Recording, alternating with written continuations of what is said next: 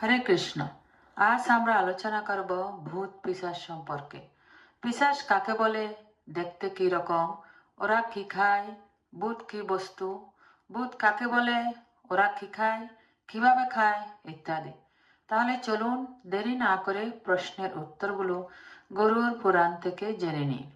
প্রথমে জানবো পিশাচ বা প্রেত সম্পর্কে। মানুষ অনেক মহাপাপী হলে প্রেত শরীর লাভ করে।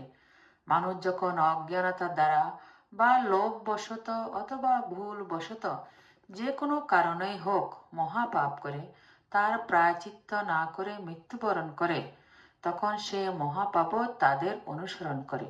মহাপাপী মৃত্যুর পর প্রেত বা পিশাচ শরীর লাভ করে বনে জঙ্গলে বিভিন্ন জায়গায় ঘুরে বেড়ায়। যুগ যুগ ধরে প্রেত শরীর নরক যন্ত্রণা ভোগ করে, অভক্ষ ভোজন করে, পথে ঘাটে যাকে পায় তাকে কষ্ট দেয়। বিশেষ করে গভীর জঙ্গলে ওদের বাস হয়। গরুড় পুরাণে ওদের রূপের বর্ণনা রয়েছে। প্রেত দত্তে অস্থি শর্মসার, ভয়ঙ্কর চেহারা, চোখ পটরাগত, নখ দীর্ঘাকার, নাসিকাবিহীন। ওরা দলবদ্ধ হয়ে চলে। মানুষ বা অন্য প্রাণী যেভাবে দলবদ্ধভাবে বাস করে, ঠিক প্রেত আরব প্রেতকে খুঁজে বের করে দলবদ্ধভাবে থাকে। গভীর জঙ্গলে একা একা কোনো মানুষকে পেলে তাকে হত্যা করে প্রেতরা গাছের উপর নিয়ে গিয়ে দল বেঁধে খায়। বিশেষ করে প্রেত বা পিশাচ গভীর জঙ্গলে বড় বড় গাছের মধ্যে অবস্থান করে। আবার অনেক পিশাচ লোকালয়েও অবস্থান করে। অশুদ্ধ জায়গা, অশুদ্ধ শরীর, অশুদ্ধ ঘরেও পিশাচ অবস্থান করে বা আশ্রয় নেয়। গরুড় পুরাণে পঞ্চ প্রেত উপাখ্যান নামে এক ব্রাহ্মণের কাহিনী রয়েছে। সেই কাহিনীতে ব্রাহ্মণের সাথে প্রেতের কথোপকথন প্রসঙ্গে ব্রাহ্মণ প্রেতকে তাদের আহার ও বাস সম্পর্কে প্রশ্ন জিজ্ঞাসা করলে প্রেত ব্রাহ্মণের উত্তরে বললেন, প্রেতগণ কহে, তবে দয়া ধর্ম ধৃতি, লজ্জা ক্ষমা জ্ঞান বেদমার্গের প্রবৃত্তি। যেখানে যেখানে এই সমুদয় নাই, তথায় আমরা বাস করিব সদায়। যার গৃহে শ্রাদ্ধ তর্পণাদি নাহি হয়, আমরা তাহার পীড়াদায়ক নিশ্চয়। তার অঙ্গে রক্ত মাংস করি যে আহার, হে দ্বিজ, ইহাই আমাদিগের আচার। শ্লেষ্মা বিষ্টা মূত্র নেত্রমলাদি বমন, সতত আমরা করি এসব ভক্ষণ। অর্থাৎ যে ঘরে কোনো ধর্মকর্ম হয় না, গীতা ভাগবত আদি পাঠ বা অধ্যয়ন হয় না, সে ঘরে পিশাচ আশ্রয় নিতে পারে।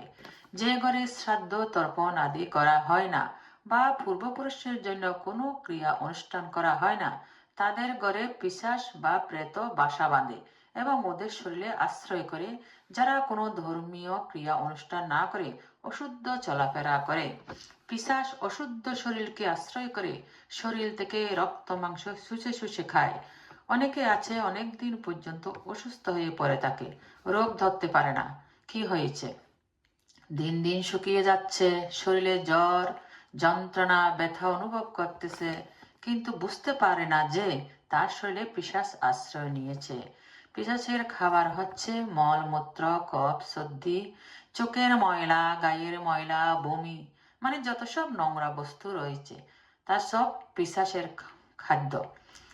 পিশাচের কথা তো শুনলেন, এখন ভূতের কথা শুনুন। ভূত এবং পিশাচ দুটো আলাদা প্রজাতি। ভূত হচ্ছে মানুষের মৃত্যুর পর সূক্ষ্ম শরীরে ঘুরে বেড়ানো। প্রত্যেকটা মানুষের দুটো শরীর থাকে, একটা স্থূল শরীর, অন্যটা সূক্ষ্ম শরীর। মানুষ যখন মৃত্যুবরণ করে তখন স্থূল শরীর থেকে সূক্ষ্ম শরীরটা বের হয়ে আসে, যাকে আমরা স্থূল চোখ দিয়ে দেখতে পাই না। যাদের শ্রাদ্ধকর্ম ক্রিয়া অনুষ্ঠান ঠিকভাবে করা হয় তারা অন্য শরীর পায় অথবা জমলোকে থাকে, কিন্তু যাদের শ্রাদ্ধকর্ম ক্রিয়া অনুষ্ঠান ঠিকভাবে হয় না তারা সূক্ষ্ম শরীরে ঘুরে বেড়ায় উদ্ধারের জন্য, যাকে ভূত বলা হয়। ভূত মানে অন্য কিছু নয়, মানুষের সূক্ষ্ম শরীরটাকে ভূত বলা হয়।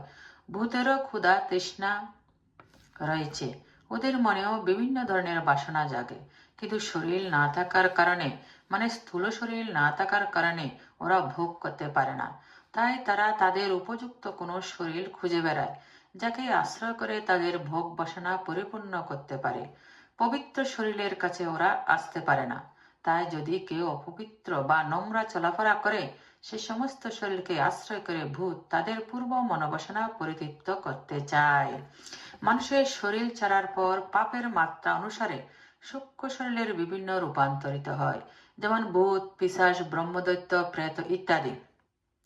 আসলে সূক্ষ্ম শরীরকে প্রেতাত্মা বলা হয়, কিন্তু পাপ পুণ্যের মাত্রা অনুসারে কেউ ভূত হয়, কেউ পিশাচ হয়, কেউ ব্রহ্মদৈত্য হয়ে গভীর জঙ্গলে বাস করে।